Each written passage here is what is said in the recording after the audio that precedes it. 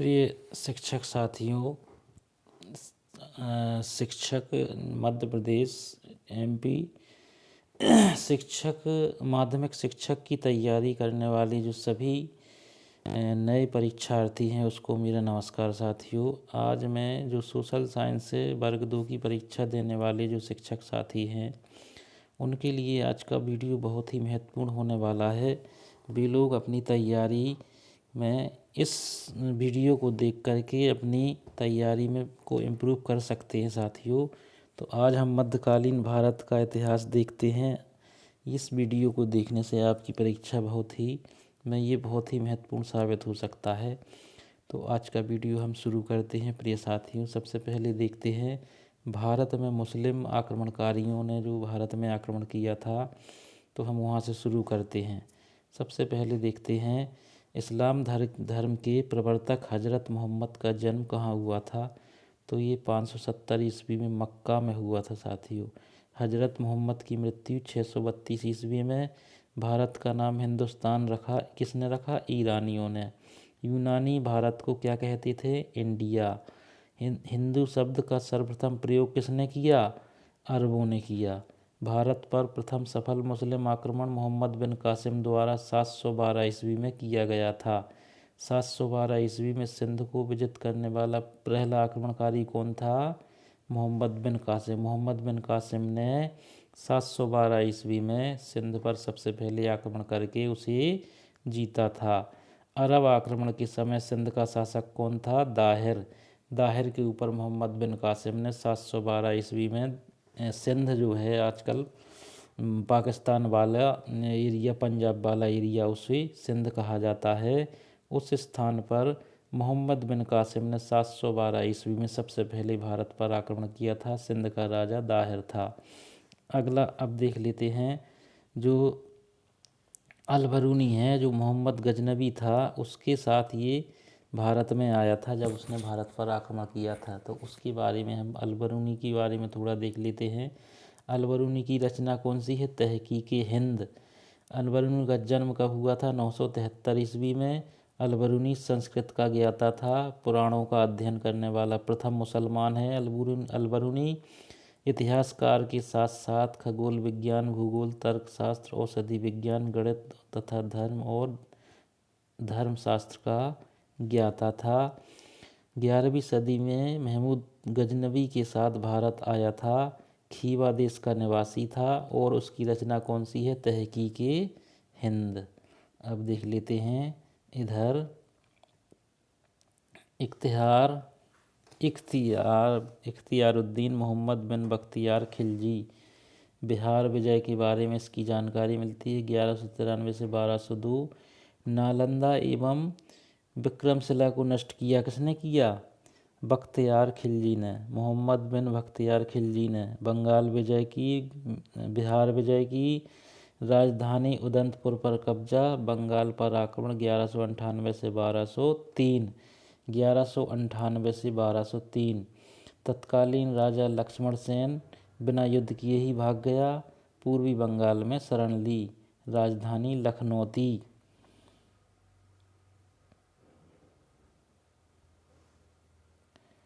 महमूद गजनबी के बारे में और जानकारी देख लेते हैं।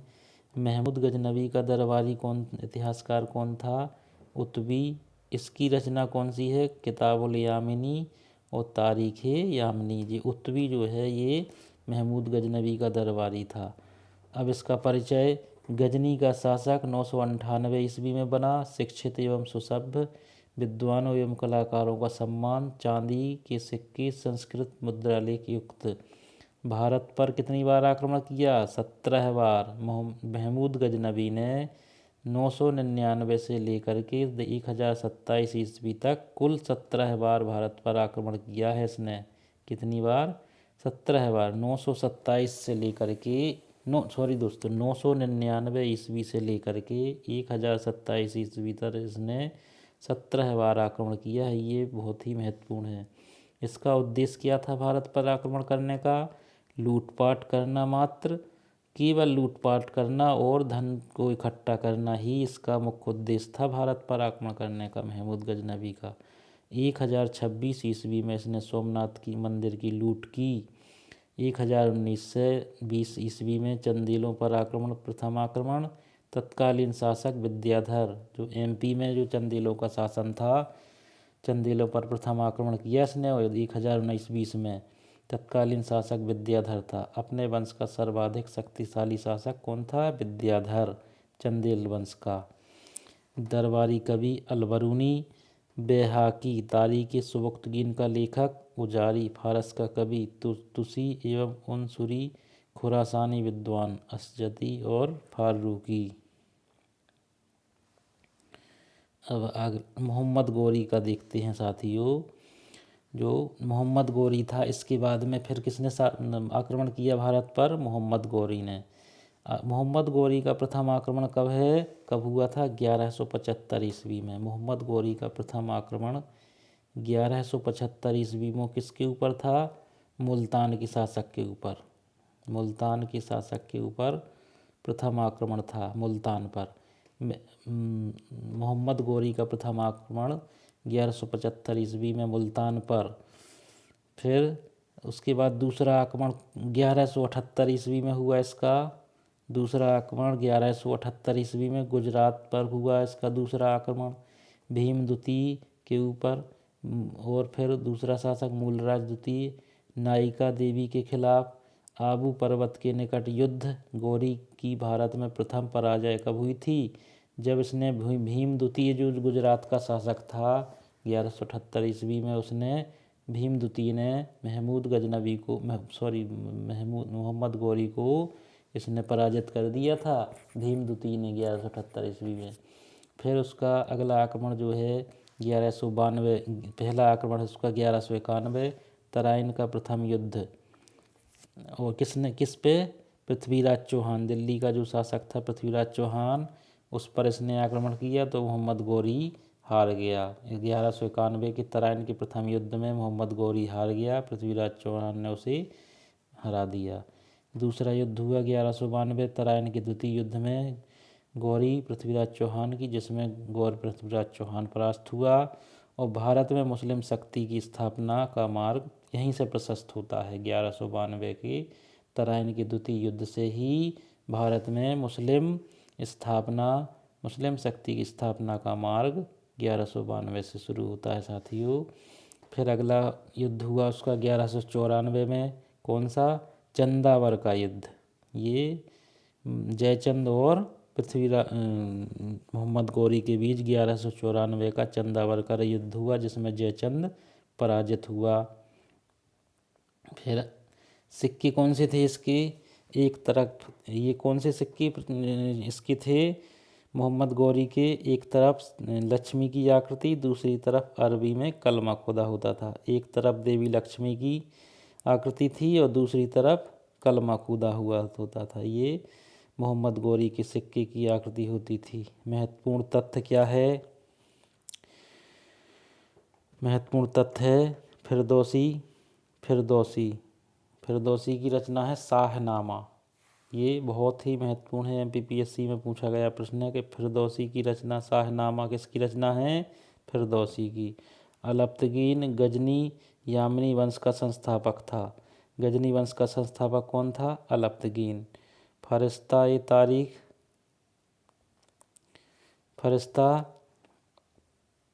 एक रचनाकार था जिसकी रचना है तारीख़ फरिश्ता। और भीमदेव फर्स्ट सोमनाथ के मंदिर का पुनर्निर्माण करवाया। मोहम्मद गौरी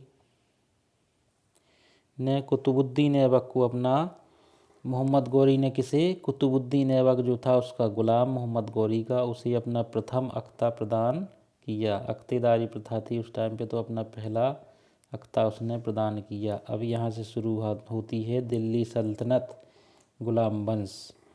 यहाँ से शुरू होती है दिल्ली सल्तनत की पहला वंश कौन है? गुलाम वंश। इसकी स्थापना 1206 ईस्वी में मोहम्मद कुतुबुद्दीन ऐबक के द्वारा गुलाम वंश की स्थापना की जाती है। गुलाम वंश की स्थापना किसने की थी? कुतुबुद्दीन ऐबक ने 1206 से 1290। गुलाम वंश कब से कब तक चला? 1206 से 1290 तक गुलाम वंश दिल्ली की सल्तनत के सुल्तान। सभी सुल्तान कौन थे? अलग अलग वंश के। सभी सुल्तान तुर्क अलग अलग वंश के थे। स्वतंत्र माता पिता की संतान। गुलाम वंश के सुल्तान की जगह प्रारंभिक तुर्क सुल्तान या दिल्ली के ममलूक सुल्तान कहना अधिक उपयुक्त। गुलाम वंश के सुल्तान की जगह प्रारंभिक तुर्क सुल्तान या दिल्ली के ममलूक सुल्तान कहना अधिक उपयुक्त।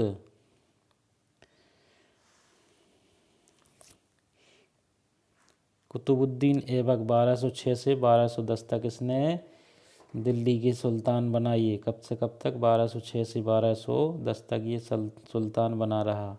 अब इसके बारे में हम देख लेते हैं। गुलाम वंश का प्रथम शासक कौन था? कुतुबुद्दीन ऐबक तुर्क जनजाति से संबद्ध था। कौन सी जनजाति? तुर्क जनजाति। ये कुतुबुद्दीन ऐबक तुर्क जनजाति से संबद्ध था। आजीवन सुल्तान की उपाधि से परहेज किया इसने आजीवन सुल्तान की उपाधि धारण नहीं की। और क्या कहा इसने अपने आप को? मलिक और सिपह सालार की पदवी के साथ इसने शासन किया। किसने? कुतुबुद्दीन ऐबक ने मोहम्मद गौरी के मलिक और सिपह सालार की पदवी के साथ इसने शासन किया।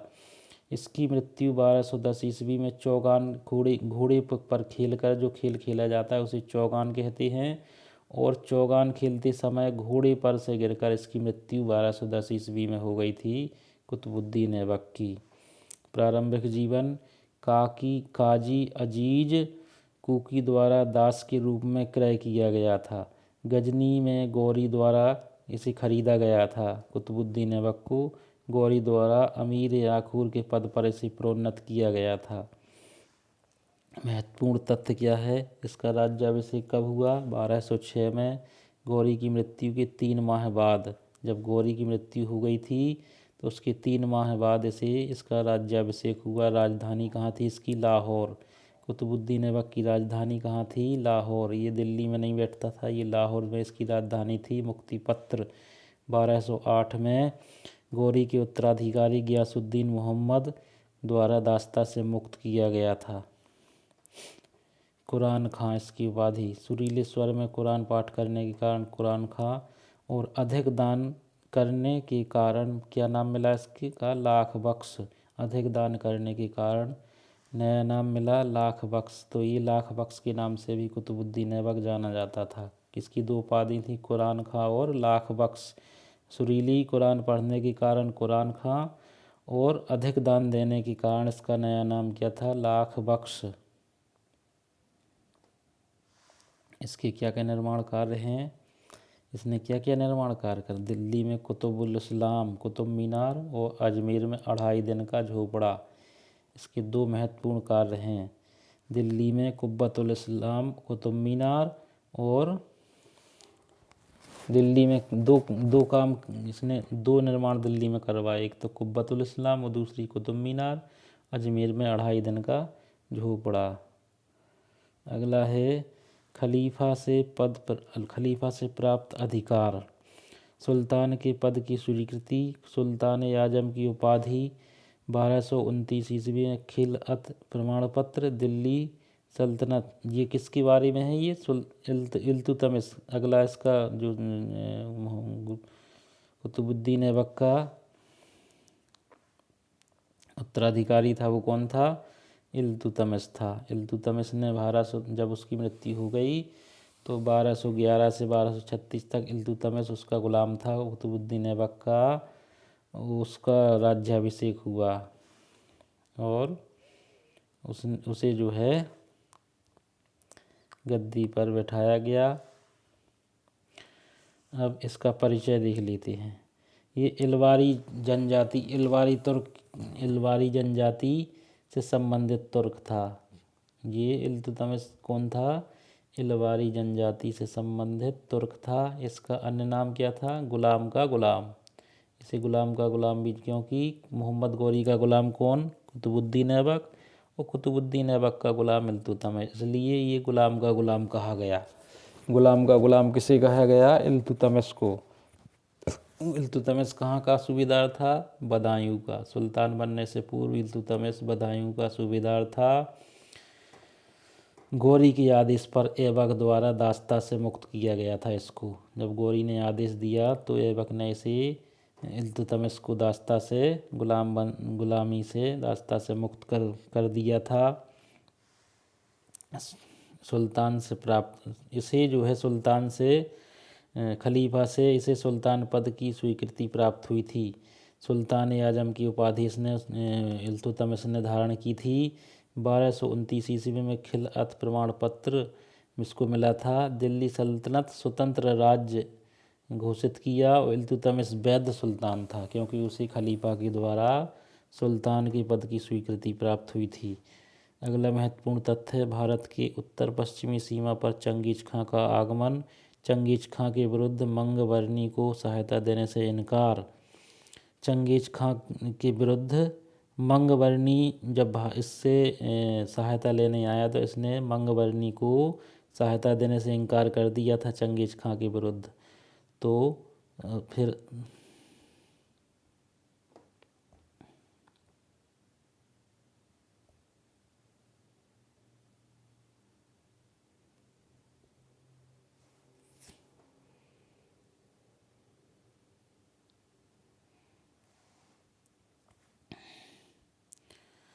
और कुतुब मीनार क्षतिग्रस्त हो गई थी तो उसका पूरा निर्माण कार्य भी इसने करवाया था।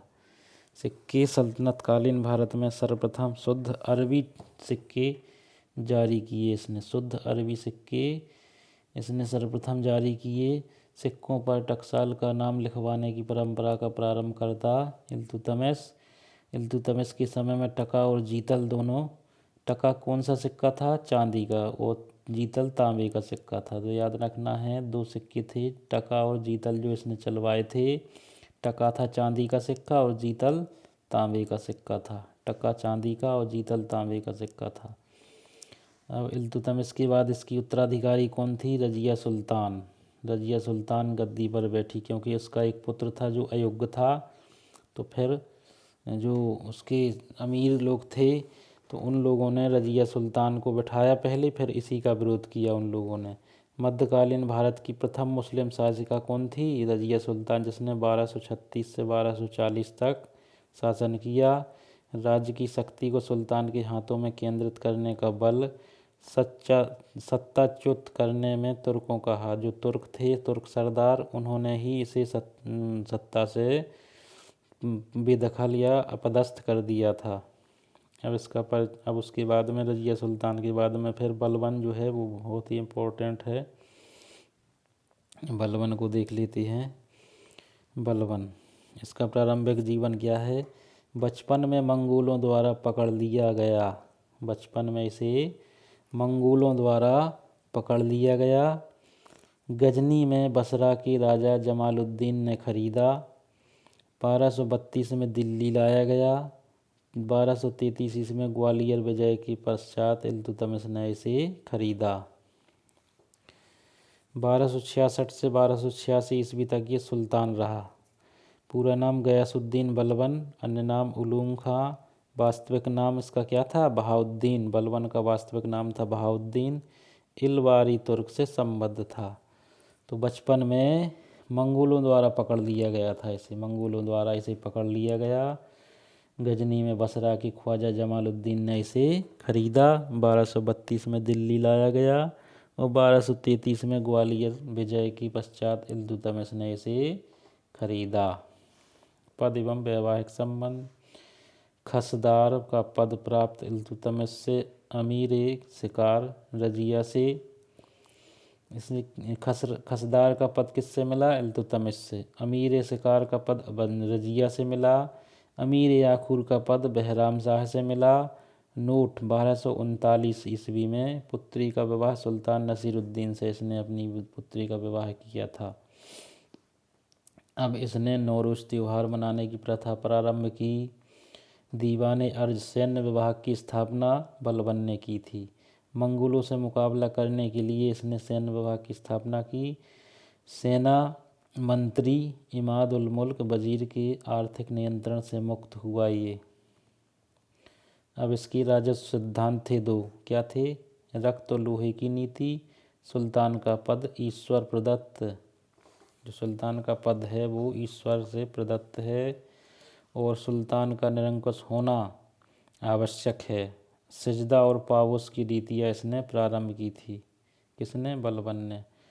रक्त और लोहे की नीति बहुत ही महत्वपूर्ण है, बलबन द्वारा शुरू की गई। सुल्तान का पद ईश्वर के बराबर, सुल्तान का निरंकुश होना आवश्यक है। सिजदा और पाउस की रीतियाँ बलबन ने प्रारंभ की थी। आगे देखते हैं बलबन के विचार क्या थे। बलबन के विचार: राजा धरती पर नियामत खुदा यानी ईश्वर का प्रतिनिधि है। किसने कहा? बलबन का विचार क्या था? राजा धरती पर ईश्वर का प्रतिनिधि, नियामत खुदाई। राजा जिल्ले अल्लाह या जिल्ले इलाही, ईश्वर का प्रतिबिंब। राजा जिल्ले इलाही, जिल्ले अल्लाह, जिल्ले इलाही। बलबन का विचार: ईश्वर का प्रतिबिंब। मान मर्यादा में राजा का क्रम पैगंबर के बाद, यानी पैगंबर के बाद यदि कोई है तो वो दूसरा पद किसका है? राजा का है। संस्थापक: राजत्व संबंधी सिद्धांत। दिल्ली का प्रथम सुल्तान। बुगरा खां पुत्र को सलाह: सुल्तान का पद निरंकुशता का सजीव प्रतीक। अपने पुत्र जो उसका नाम था बुगरा खां, उसको इसने सलाह दी थी। अब अगला वंश जो है गुलाम वंश की बात, कौन सा वंश है? खिलजी वंश। अब खिलजी वंश प्रारंभ करते हैं साथियों। देख लेते हैं कितना टाइम हो गया है। चलो साथियों, अब हम खिलजी वंश जो है, खिलजी वंश के बारे में हम अगले वीडियो में पढ़ेंगे। आज हमने सीखा क्या? गुलाम वंश के बारे में हमने पढ़ा है। कल अगली वीडियो में हम खिलजी वंश के बारे में पढ़ेंगे।